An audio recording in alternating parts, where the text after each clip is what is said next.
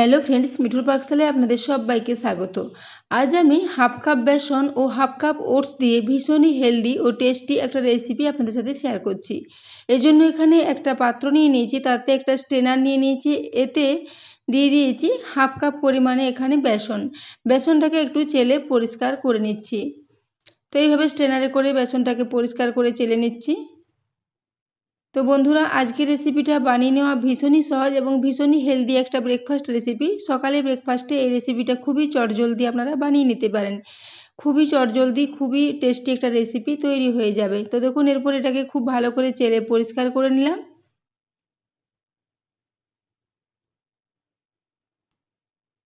তো দেখুন, বেসনটা খুব ভালো করে চেলে পরিষ্কার করে নিয়েছি। এরপর বাকি যেটা ছিল সেটা ফেলে দিলাম। এরপর বেসনটাকে একটু চামচে করে খুব ভালো করে আবারও মিশিয়ে নিচ্ছি। তো এরপর এখানে নিয়ে নেব জল। তো অল্প অল্প করে জল দিয়ে এর একটা বেশ মিডিয়াম ঘনত্বের ব্যাটার রেডি করে নেব। একেবারে বেশি জল দিয়ে খুব বেশি পাতলা এটা করা যাবে না, এটা একটা বেশ মিডিয়াম ঘনত্বের ব্যাটার মতো রেডি করে নিতে হবে। সেই জন্য অল্প অল্প করে জল দিচ্ছি আর এর একটা বেশ স্মুথলি ব্যাটার রেডি করে নিচ্ছি। আজকের রেসিপিটা সকালে ব্রেকফাস্টে বা বাচ্চাদের স্কুলের টিফিনে বা বিকেলের দিকে স্ন্যাক্স হিসেবে এটাকে বানিয়ে নিতে পারেন।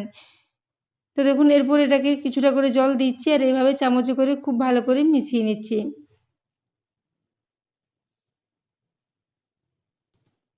তো এইভাবে এটাকে মেশানো হয়ে গেছে।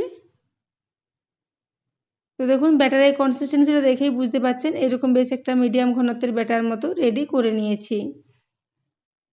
এরপর এখানে নিয়ে নেব ওটস। তো হাফ কাপ বেসন নিয়েছি, ওই সাথে হাফ কাপ পরিমাণে এখানে ওটস নিয়ে নিচ্ছি। এখানে নর্মাল ওটসের ব্যবহার করেছি। তো ওটসটাকে এই বেসনের ব্যাটারের মধ্যে দিয়ে দিয়ে খুব ভালো করে একটু এভাবে মিশিয়ে নিচ্ছি। ওটসটাকে এইভাবে খুব ভালো করে মিশিয়ে নেব। তারপর এটাকে রেস্টে 5 মিনিটের জন্য রেখে দেবো। ওটসটা এই বেসনের মধ্যে যে জলটা আছে পুরো জলটাই এখানে টেনে নেবে। তো এখানে আমি ব্যাটারের মধ্যে প্রায় হাফ কাপের একটু কম পরিমাণে জল দিয়েছি। তো সেই জলটা এখন দেখুন এটা দিয়ে খুব ভালো করে মিশিয়ে নিয়েছি। এরপর এই ওটসটাকে এখন রেস্টে রেখে দিচ্ছি। তো 5 মিনিটের জন্য রেস্টে রেখে দিয়েছিলাম। 5 মিনিট পর ঢাকাটা খুলে নিলাম। তো দেখুন, ওটসটা এখন পুরো জলটাই টেনে নিয়েছে এবং এটা অনেকটাই শুকিয়ে গেছে। তো এরপর এটাকে চামচে করে খুব ভালো করে একবার মিশিয়ে নিলাম। এরপর এখানে কিছু সবজি নিয়ে নিচ্ছি। তো সবজির মধ্যে প্রথমেই একটা ছোট্ট সাইজের গাজর নিয়েছি। গাজরটাকে একটা গ্রেটারের সাহায্যে এইভাবে গ্রেট করে নেব।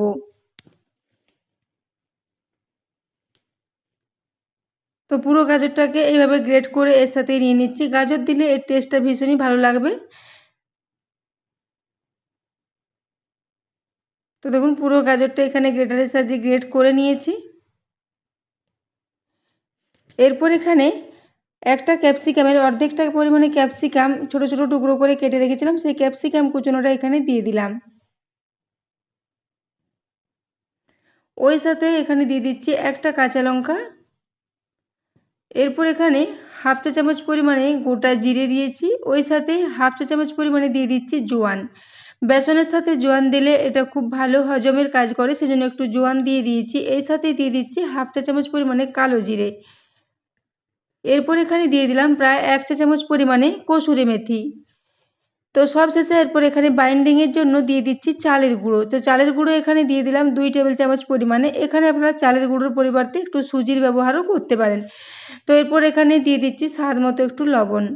চালের গুঁড়োটা দিলে এটা ভীষণই খাস্তা ও মুচমুচে মতো রেডি হবে, সেজন্য চালের গুঁড়োটা দিয়ে দিয়েছি। এছাড়া এটা খুব ভালো বাইন্ডিং হতেও এটাকে সাহায্য করবে। তো সব কিছু দেওয়া হয়ে গেছে, এখানে আর কোনো উপকরণের প্রয়োজন হবে না। তো এরপর এটাকে আমি হাতে করে খুব ভালো করে একটা বেশ নরম ডো মতো রেডি করে নিচ্ছি। তো আজকের রেসিপিতে কোনো রকমের গুঁড়ো মশলা ব্যবহার করিনি, কয়েকটা গোটা মশলা দিয়ে আজকের এই রেসিপিটা তৈরি করেছি। এটা ভীষণই হেলদি এবং ভীষণই টেস্টি মতো রেডি হয়েছিল। তো বন্ধুরা, আজকের এই রেসিপিটা যদি ভালো লেগে থাকে তাহলে অবশ্যই বন্ধুদের সাথে একটু শেয়ার করে দেবেন এবং রেসিপি ভালো লাগলে একটা লাইক করতে ভুলবেন না। তো দেখুন, এরপর হাতে করে এটাকে এইভাবে বেশ ভালো করে মিশিয়ে নিচ্ছি। এটাকে আপনারা বাচ্চাদের স্কুলের টিফিনের জন্য বানিয়ে দিতে পারেন, ভীষণই ভালো লাগবে এবং এটাকে যে কোনো ধরনের চাটনির সাথে সার্ভ করতে পারেন। তো এরপর দেখুন, এটাকে আমি হাতে করে ক্রমাগত খুব ভালো করে এটাকে মিশিয়ে নিচ্ছি।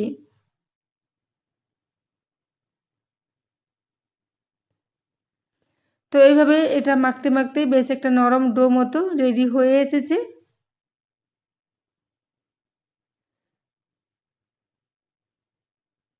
তো দেখুন এইভাবে একটা ডো মতো রেডি করে নিয়েছি। এরপর হাতটা একটু ধুয়ে পরিষ্কার করে নেব।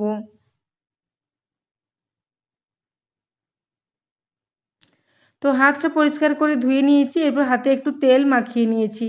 এরপর এই ডো থেকে বেশ কিছুটা পরিমাণে ব্যাটার নিয়ে নিচ্ছি, তারপর হাতে করে এইভাবে একটু গোল গোল করে এগুলোকে একটু বেশ চ্যাপ্টা চ্যাপ্টা টিকিয়ার আকারে রেডি করে নেব। তো দেখুন এভাবে হাতে করে চাপ দিয়ে এগুলোকে একটু বড় বড় টিকিয়ার আকারে রেডি করে নিচ্ছি।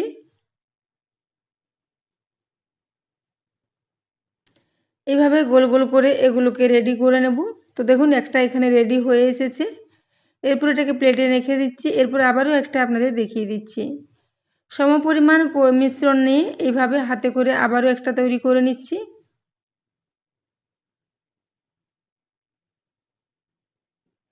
এগুলো দেখুন হাতে একদমই লেগে যায়নি, যেহেতু এটা ওটসটা বেসন ও চালের গুঁড়োর সাথে খুব ভালো মতো এটা বাইন্ডিং হয়ে গেছে।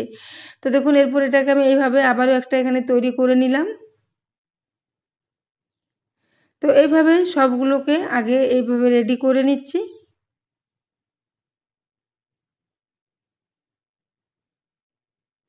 তো এখানে দুটো রেডি হয়ে গেছে, ওই একইভাবে সবগুলোকে রেডি করে নিয়েছি। তো দেখুন এগুলো রেডি হয়ে গেছে। এদিকে আমি একটা প্লেটে প্রায় 1 চা চামচ পরিমাণে সাদা তিল নিয়েছি। সাদা তিল দিলে এর টেস্টটা ভীষণই ভালো হবে, এছাড়া এটা দেখতেও ভীষণই ভালো লাগবে। তো তিলটা নেওয়ার পর এর উপরে এইভাবে একটু করে ছড়িয়ে দিচ্ছি। তো 1 চা চামচ তিল, পুরো তিলটাই এখানে এইভাবে ছড়িয়ে দেব। প্রত্যেকটাতে সমানভাবে এইভাবে ছড়িয়ে দিচ্ছি। তিল আমাদের শরীরের পক্ষে ভীষণই উপকারী, এছাড়া যে কোনো রেসিপিতে যদি একটু তিলের ব্যবহার করা হয় তাহলে তার টেস্টটা ভীষণই ভালো হয়। তো বন্ধুরা আজকের রেসিপিটা যদি ভালো লেগে থাকে তাহলে একটা সাবস্ক্রাইব করে আমার পাশে থাকবেন এবং পাশে থাকা বেল আইকনটি অবশ্যই প্রেস করে রাখবেন, তাহলে আমি যে কোনো নোটিফিকেশানই ছাড়ি না কেন তার সবার আগে আপনার কাছে পৌঁছে যাবে। তো দেখুন এইভাবে পুরো তিলটা প্রায় দিয়ে দিয়েছি।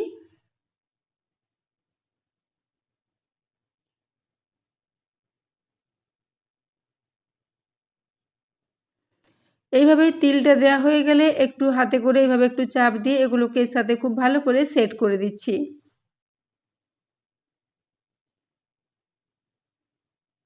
তো দেখুন এভাবে সবগুলো খুব ভালো করে এর মধ্যে একটু চিপে চিপে সেট করে দিয়েছি। এদিকে আমি গ্যাসে একটা আগে থেকেই ফ্রাই প্যান বসিয়ে রেখেছি। তো দেখুন এইভাবে এগুলো রেডি হয়ে গেছে এবং ফ্রাই প্যানের মধ্যে এখানে প্রায় 2 চা চামচ পরিমাণে একটু ঘি নিয়ে গরম হওয়ার জন্য রেখে দিয়েছিলাম। ঘিটা এখন খুব ভালো মতোই গরম হয়ে এসেছে এবং গ্যাসের ফ্লেমটা এরপর লোতে করে দিয়েছি। লো ফ্লেমে এরপর এখানে সমস্ত এই নাস্তাগুলো তেলের মধ্যে ঘিয়ের মধ্যে দিয়ে দিচ্ছি। তো ঘিটা দেওয়ার পর এগুলোকে সমস্ত একইবারে দিয়ে দেবো, যেহেতু ফ্রাই প্যানটা বড় আছে সবগুলো একই সাথে দিয়ে এইভাবে একটু হাতে সময় নিয়ে এগুলোকে ফ্রাই করে নেব। গ্যাসের ফ্লেমটা একদম লোতে রেখে এগুলোকে প্রায় 7 থেকে 8 মিনিট পর্যন্ত সময় নিয়ে একটু উল্টে পাল্টে লালচে করে ফ্রাই করে নিতে হবে, তাহলে এগুলো ভীষণই খাস্তা ও মুচমুচে মতো রেডি হবে। এছাড়া এই 2 চা চামচ ঘি দিয়ে এগুলো ভীষণ ভালো মতো ভাজা হয়ে যাবে, আর এখানে এক্সট্রা ঘি বা তেলের কোনো প্রয়োজন হবে না। তো দেখুন এরপর আমি সবগুলো একই সাথে ফ্রাই প্যানে দিয়ে দিচ্ছি। একটু জায়গা করে এগুলোকে সবগুলোই একই সাথে নিয়ে নিচ্ছি। তো দেখুন সবগুলোই একই সাথে দিয়ে দিয়েছি। এরপর একদিকটা লো ফ্লেমে প্রায় 3 থেকে 3.5 মিনিট মতো একটু ফ্রাই করে নিয়েছি, তারপর এগুলোকে উল্টে নিচ্ছি। দেখুন নিচের দিকটা বেশ অনেকটাই লালচে মতো কালার চলে এসেছে। এরপর সবগুলো একবার এইভাবে উল্টে দিচ্ছি। উল্টে দেওয়ার পর লো ফ্লেমে অপর দিকটাও প্রায় 3 মিনিট মতো একটু ফ্রাই করে নেব।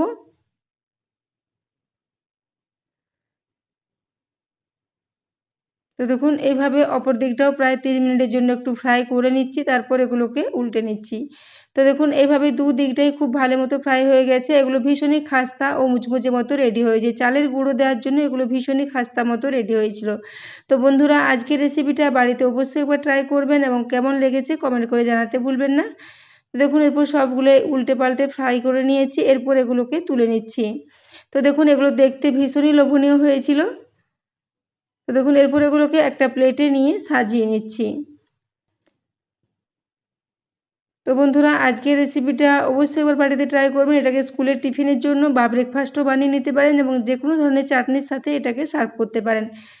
তো দেখুন এরপর সবগুলো এখানে নিয়ে একটা প্লেটে নিয়ে নিলাম, তারপর এগুলোকে সার্ভ করে দিয়েছি। তো এরপর আমি এর একটা আওয়াজ আপনাদের দেখিয়ে দিচ্ছি। উপর থেকে ভীষণই খাস্তা ও মুচমুচে এবং ভেতরটা ভীষণই নরম মতো এগুলো রেডি হয়েছিল।